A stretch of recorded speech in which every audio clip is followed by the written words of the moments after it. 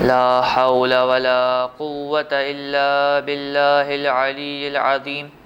أعوذ بالله من الشيطان الرجيم. بسم الله الرحمن الرحيم.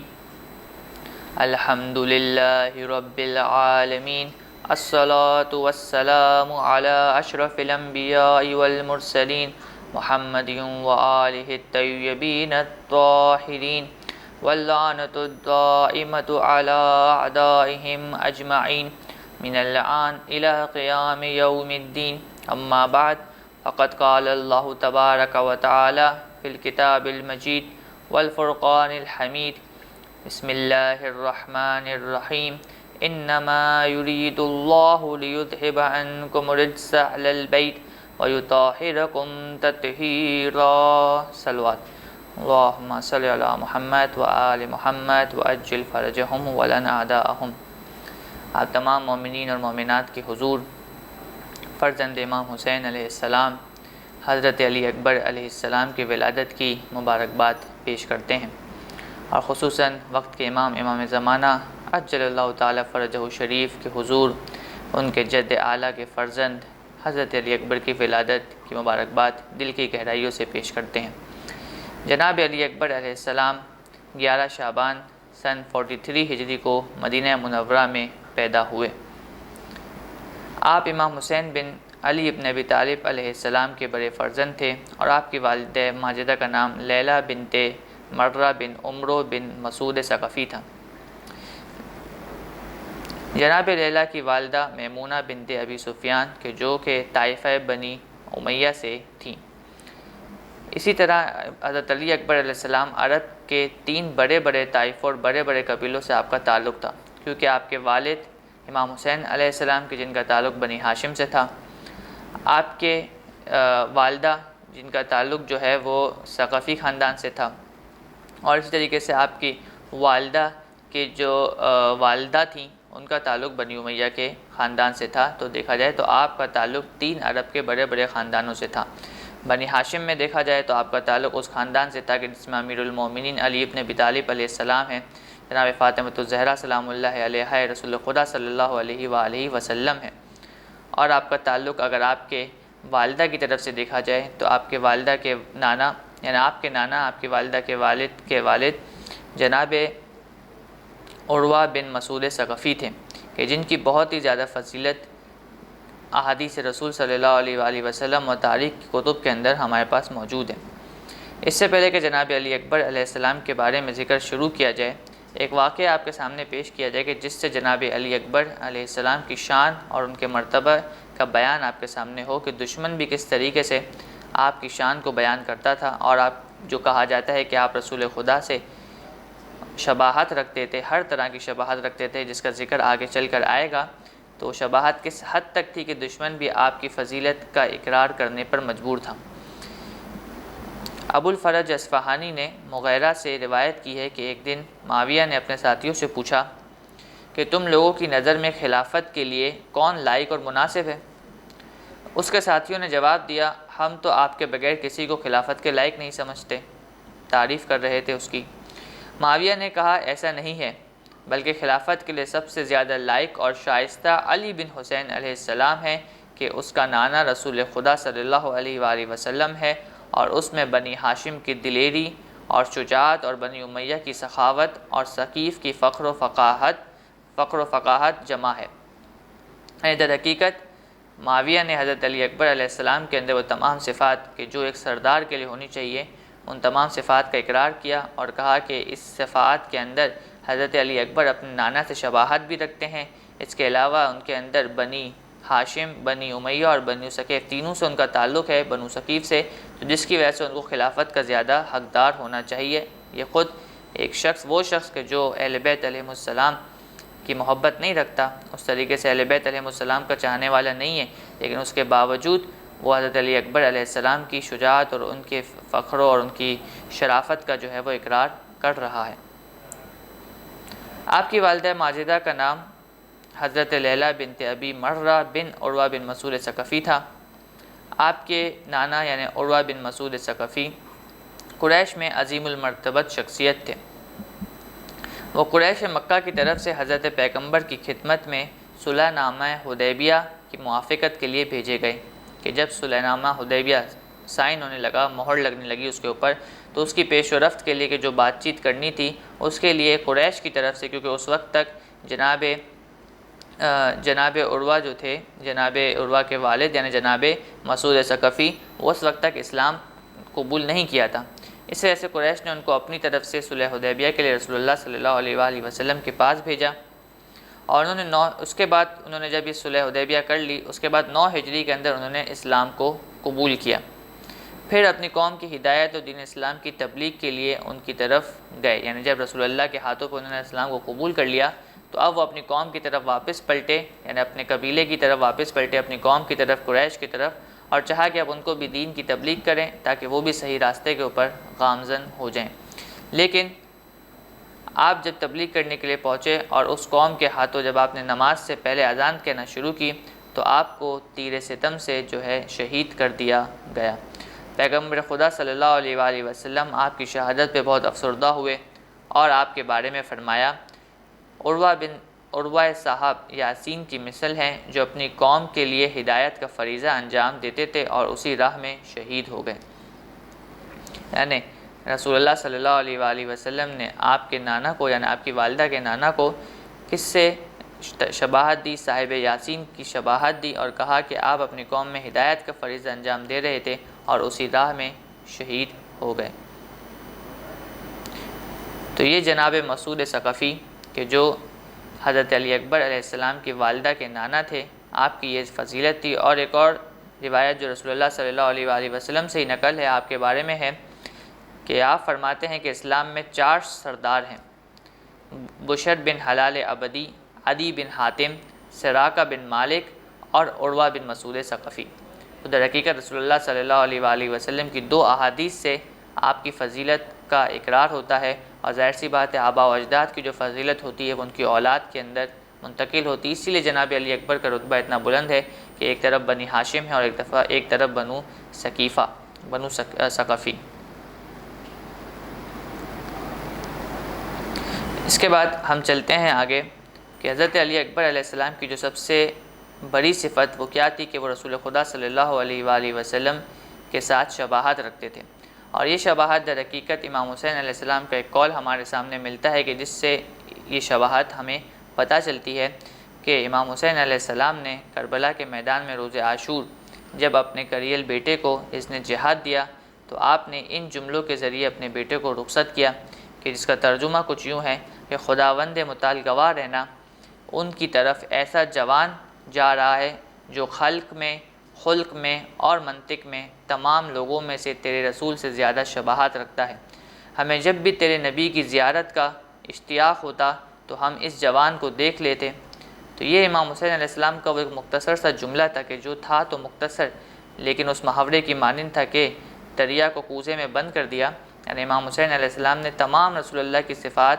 کے اندر حضرت علی اکبر جو شباہت رکھتے تھے اس کو اپنے 2 یا 3 لائن کے جو جملہ تھا، جو سطر کا جملہ تھا، اس کے اندر ارشاد فرما دیا اور کیا کہا کہ خداوند متعال گواہ رہنا کہ ان کی طرف ایسا جوان جا رہا ہے جو خلق میں اور منطق میں تمام لوگوں میں سے تیرے رسول سے زیادہ شباہت رکھتا ہے۔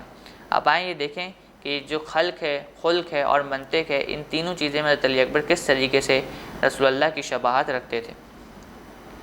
شباہت ایک ایسی چیز ہے کہ جس کی موجودگی میں دیکھنے والوں کو مشبہ پر مشبہ کا گمان ہوتا ہے، مشبہ بے کا گمان ہوتا ہے۔ یعنی مثال کے طور پہ جب کہا جائے کہ یہ چاند سا ہے تو گویا جو چاند کی خوبصورتی ہے اس سے شباہت دی جا رہی ہوتی ہے اس شخص کو، تو یعنی اس شخص کو کہا جا رہا ہوتا ہے کہ یہ وہ جو مشبہ بے ہے، جو چاند ہے، اس کی طرح یہ دکھتا ہے۔ تو جب حضرت علی اکبر علیہ السلام کو کہا گیا کہ آپ اپنے نانا رسول اللہ صلی اللہ، جب آپ اپنے امام حسین علیہ السلام کے نانا یعنی رسول اللہ صلی اللہ علیہ وآلہ وسلم کی شباہت رکھتے ہیں تو گویا ان کے اندر وہ تمام خصوصیات رسول اللہ کی موجود تھیں کہ جو رسول اللہ کے اندر پائی جاتی تھیں۔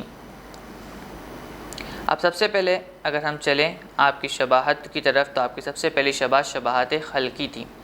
خلق سے کیا مراد ہے؟ خلق سے مراد یعنی انسان کا جسم، اس کی صورت، اس کا قد و قامت، اس کا جو ایک جسم ہے، اس کا جو ظاہری جسم ہے، اس کو کہا جاتا ہے خلق۔ تو تو آپ اپنی خلق کے اندر بھی رسول خدا صلی اللہ علیہ وآلہ وسلم کی شباہت رکھتے تھے، یعنی آپ کا قد و قامت، آپ کی شکل و صورت، آپ کے چہرے کی بناوٹ، آپ کا چلنے کا طریقہ کار، یہ سب چیزیں وہ تھی کہ جو رسول اللہ صلی اللہ علیہ وآلہ وسلم کی بالکل شبیہ تھی۔ جناب علی اکبر اس قدر خوبرو تھے کہ ان کو دیکھ کر زمانے کو رسول خدا صلی اللہ علیہ وآلہ وسلم یاد آ جاتے تھے۔ اور ایک واقعہ ہے آپ کے زمانے کا کہ جناب علی اکبر کے زمانے میں ایک عرب شخص حبیب خدا صلی اللہ علیہ وآلہ وسلم کی زیارت کا بہت مشتاق تھا۔ اسی اشتیاق میں گریہ کناہ رہتا تھا۔ اسے بتلایا گیا کہ پریشان ہونے کی ضرورت نہیں، اگرچہ رسول خدا اس دنیا سے رخصت ہو چکے ہیں، لیکن امام حسین علیہ السلام کے ایک بیٹے جن کا نام جناب علی اکبر ہے، وہ بالکل رسول اللہ صلی اللہ علیہ وآلہ وسلم کے ہو بہو شکل اور صورت میں پیغمبر سے ملتے ہیں۔ ان کے پاس جاؤ مدینے میں اور اس شہزادے کی زیارت کر لو، گویا تم نے رسول اللہ کی زیارت کر لی۔ جب وہ عرب شخص امام حسین علیہ السلام کی خدمت میں حاضر ہوا اور معذرہ عرض کیا، مولا حسین علیہ السلام نے شہزادے کو آواز دی، جناب علی اکبر تشریف لائے۔ جب بابا کی خدمت اقدس میں حاضر ہوئے تو اس عرب شخص نے جب جناب علی اکبر کے چہرہ اقدس کے اوپر نظر کی اور ایسا محسوس کیا کہ میں گویا رسول معظم صلی اللہ علیہ وآلہ وسلم کی زیارت کر رہا ہوں، اور تاب نہ لاتے ہوئے وہ عرب بے ہوش ہو گیا۔ تو گویا اس عرب نے پہلے رسول اللہ صلی اللہ علیہ وآلہ وسلم کو دیکھ چکا تھا، ان کے محضر میں رہ چکا تھا۔ جب حضرت علی اکبر کو دیکھا تو ہو بہو وہ رسول اللہ کی شکل کے اندر ان کو نظر آئے، اور وہ اس شکل و صورت کو دیکھ کر، اس حسن کو دیکھ کر برداشت نہ کر سکا اور بے ہوش ہو گیا۔ تو یہ وہ شباہت خلقی تھی کہ جو حضرت علی اکبر علیہ السلام میں رسول خدا صلی اللہ علیہ وآلہ وسلم کی شباہت موجود تھی۔ اس کے بعد ہم اگلی شباہت کی طرف آئیں کہ جو امام حسین علیہ السلام نے کہا کہ شباہت خلقی کے بعد شباہت خلقی جو ہے وہ اخلاق سے نکلا ہے، یعنی انسان کسی کا اس طریقے سے شباہت رکھے کہ جو اخلاق اس کے اندر تھے وہ اخلاق اس کے اندر بھی تھے، یعنی گویا رسول اللہ صلی اللہ علیہ وآلہ وسلم اگر اعلیٰ اخلاق پر مالک تھے تو جناب علی اکبر بھی اعلیٰ اخلاق پر مالک تھے۔ اگر رسول خدا صلی اللہ علیہ وآلہ وسلم کو صادق اور امین کہا جاتا تھا تو جناب علی اکبر بھی صادق اور امین تھے۔ اگر رسول خدا صلی اللہ علیہ وآلہ وسلم کو رحمت کہا جاتا تھا تو جناب علی اکبر بھی باعث رحمت تھے۔ تو یہ وہ تمام شباہت تھی کہ جو رسول خدا صلی اللہ علیہ وآلہ وسلم کے ذریعے جناب علی اکبر میں منتقل ہوئی، اور جو رسول اللہ کے بارے میں کہا گیا کہ قرآن کے اندر کہ اِنَّکَ لَعَلَىٰ خُلُقٍ عَظِيمٍ کہ آپ بے شک عظیم اخلاق کے بلند ترین منزل پر فائز ہیں، گویا حضرت علی اکبر بھی تمام اخلاق کی بلند ترین منزل پر فائز تھے۔ اس عظیم اخلاق کی جھلک شہزادے میں اس قدر نمایاں تھی کہ جناب علی اکبر سلام کرنے سے لوگوں کو پیغمبر کا سلام یاد آ جاتا تھا، کیونکہ جناب آپ نے سنا ہوگا رسول اللہ کے اخلاق میں کہ رسول اللہ صلی اللہ علیہ وآلہ وسلم بڑوں کو بھی، بوڑھوں کو بھی، بچوں کو بھی جو ہے وہ سلام کیا کرتے تھے، اور اس اچھے انداز میں سلام کیا کرتے تھے، اور بے شمار واقعات اپنے اخلاق کے رسول خدا کے سنے ہوئے ہیں۔ تو جب جناب علی اکبر بھی لوگوں کو سلام کرتے تھے تو لوگوں کو رسول اللہ صلی اللہ علیہ وآلہ وسلم یاد آ جایا کرتے تھے۔ اس کے علاوہ کہ جس طریقے سے جناب رسول اللہ صلی اللہ علیہ وآلہ وسلم غربا اور فقراء اور مساکین کے اندر بیٹھ جایا کرتے تھے، ان کے ساتھ کھانا تناول کرتے تھے، ان کو بالکل اس چیز کی کمی محسوس ہونے نہیں دیتے تھے کہ وہ یتیم ہے یا مسکین ہے، بالکل اسی طریقے سے جناب علی اکبر بھی فقراء اور مساکین کے ساتھ اٹھتے تھے اور بیٹھتے تھے۔ کہ کتب کی تواریخ میں یہ بھی موجود ہے، کتب تاریخ میں، کہ ہم شکل جناب شہزادے علی اکبر علیہ السلام نے مدینہ منورہ کے اندر ایک بہت بڑا مہمان خانہ بنایا ہوا تھا، اور در حقیقت یہ اہل بیت کے خاندان کی سیرت چلتے ہوئے آ رہی ہے کہ ہر اہل بیت کا خاندان کا ایک فرد غریبوں اور مساکین کے لیے اس طریقے سے ایک مہمان خانے کو رکھتا تھا۔ آپ نے بہت زیادہ سنا ہوگا، اور ہمارے یہاں یہ ادا بھی کی جاتی ہے یہ رسم کہ امام حسن علیہ السلام کے دسترخوان کو سجایا جاتا ہے۔ اس کی وجہ یہی ہے کہ امام حسن علیہ السلام کا مدینہ منورہ میں ایک بہت بڑا دسترخوان تھا کہ جس کے اوپر ہر طرح کا آدمی بغیر کسی مذہب کی قید کے آ کر جو بھی فقراء اور مساکین میں ہوتا تھا آ کر کھانا کھاتا تھا۔ تو جناب علی اکبر نے بھی اس کا ایک انتظام کیا تھا اور ایک مہمان خانہ بنا کر رکھا تھا کہ جس کے اندر فقراء اور مساکین آتے تھے، اور جناب علی اکبر ان کے ساتھ ہو بہو رسول اللہ کی شبیہ کے طور پر بیٹھتے اور ان کے ساتھ کھانا تناول کرتے تھے۔ اس کے بعد ہم تیسری اگر شباہت کی طرف چلیں کہ جو آخری شباہت ہے وہ شباہت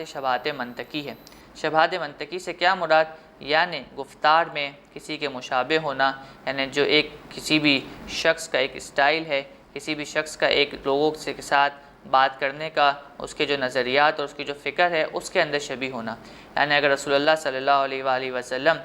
کی شباہت، رسول اللہ کے اندر یہ چیز تھی کہ وہ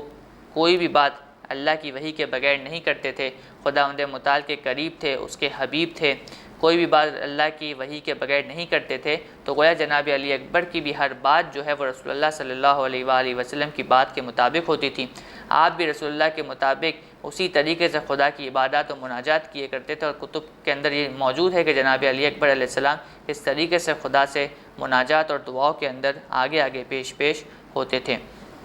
اور موضوعات کلمات امام حسین علیہ السلام میں یہ بھی موجود ہے کہ جب امام حسین علیہ السلام کو اپنے نانا کی آواز سننے کا شوق ہوتا تو آپ جناب علی اکبر سے کہتے کہ بیٹا اذان اور اقامت کہو، اور پھر راز و نیاز اور عبادات و مناجات میں مشغول ہو جاتے تھے۔ تو یہ وہ شباہت منطقی تھی کہ جو جناب علی اکبر علیہ السلام کے اندر موجود تھی، اور یہی وجہ تھی کہ جب 10 محرم کو ہم یہ سنتے ہیں کہ جب 10 محرم کا آغاز ہوا تو امام حسین علیہ السلام نے جناب علی اکبر کو کہا کہ آپ جا کر اذان دیں، تاکہ وہ رسول اللہ کی اذان، وہ رسول اللہ کی گفتار اور لہجہ کہ جس سے لوگ مانوس تھے، وہ اذان دوبارہ دہرائی جائے، تاکہ اگر کسی کے دل میں ابھی بھی کچھ نہ کچھ ایمان موجود ہے تو وہ دوبارہ اپنی اصل کی طرف، اپنے ایمان کی طرف اور لا الہ الا اللہ محمد رسول اللہ کی طرف پلٹے۔ تو یہ جناب علی اکبر علیہ السلام کی فضیلت آپ کے سامنے تھی کہ 3 طرح کی شباہت، یعنی ہو بہو اگر ان 3 شباہتوں کو ایک ساتھ جوڑ دیں تو ہم یہ کہہ سکتے ہیں کہ جس طریقے سے رسول اللہ صلی اللہ علیہ وآلہ وسلم ہے، بالکل اسی طریقے سے جناب علی اکبر علیہ السلام اس دنیا کے اندر موجود تھے۔ اور ہم اپنے اس مجلس کا اختتام میر انیس کے شعر پہ کرتے ہیں کہ ہم صورت محبوب خدا تھے علی اکبر، کہ در حقیقت میر انیس نے اپنے اشعار کے اندر رسول اللہ کی یہ جو شباہت ہے اس کو بیان کیا جناب علی اکبر علیہ السلام سے کہ ہم صورت محبوب خدا تھے علی اکبر، شوکت میں شہ عقدہ کشا تھے علی اکبر، شبیر کی پیری کا عصا تھے علی اکبر، اور بانو کی آنکھوں کی ضیاء تھے علی اکبر، جلوہ رخ پر نور پہ تھا نور نبی کا، جلوہ رخ پر نور پہ نور تھا نبی کا، روشن تھا گھر اس ماہ سے زہرا و علی کا۔ خداوند متعال سے دعا کرتے ہیں خداوند متعال ہمیں امام حسین علیہ السلام کے اس فرزند جناب علی اکبر علیہ السلام کے وسیلے سے تمام ہماری جتنی بھی جائز حاجات ہیں اس کو پورا فرمائے، اور ہم سب کو امام زمانہ علیہ السلام کے آوان و انصار میں شامل فرمائے۔ والحمد للہ رب العالمین۔ اللہم صلی علی محمد و آل محمد۔